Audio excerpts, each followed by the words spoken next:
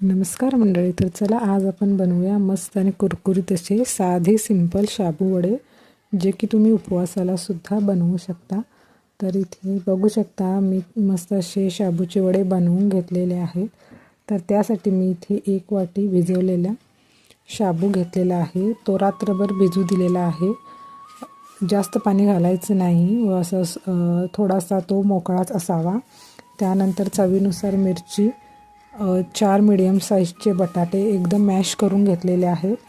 शेंगदाण्याचा कूट 4 चमचे आणि चवीनुसार मीठ घालून हे मिश्रण आपल्याला एकजीव करून घ्यायचं आहे. चांगल्या पद्धतीने बटाटे आणि शाबू जे आहेत ते व्यवस्थित एक मिश्रण बनवून घ्यायचं आहे आणि या पद्धतीने त्याचा गोळा करून असा वड्याचा आकार देऊन घ्यायचा आहे. हे हलक्या हाताने अजिबात करायचं नाही, नाहीतर तेलामध्ये वडा सोडल्यानंतर शाबू हळूहळू मोकळे होतात. तर त्याचा गोळा बनवतानाच घट्ट गोळा बनवून मग वड्याचा आकार द्यायचा आहे. तर इथे बघू शकता मी शाबूचे वडे बनवून घेतलेले आहेत.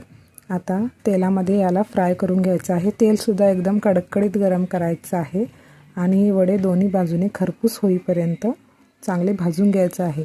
तेल गरम नसेल तर हे वडे तेल खूप पितात, त्याच्यामुळे तेल एकदम चांगलं गरम करून घ्यायचं आहे यासाठी. आणि हे वडे दोन्ही साईडने गोल्डन ब्राऊन कलरचे होईपर्यंत, कुरकुरीत होईपर्यंत फ्राय करून घ्यायचे आहेत. आता इथे बघू शकता आपले शाबू वडे तयार झालेले आहेत. तर अशाच मस्त मस्त छान छान आणि साध्या सोप्या रेसिपीजसाठी चॅनलला नक्की सबस्क्राईब करा. थँक्यू.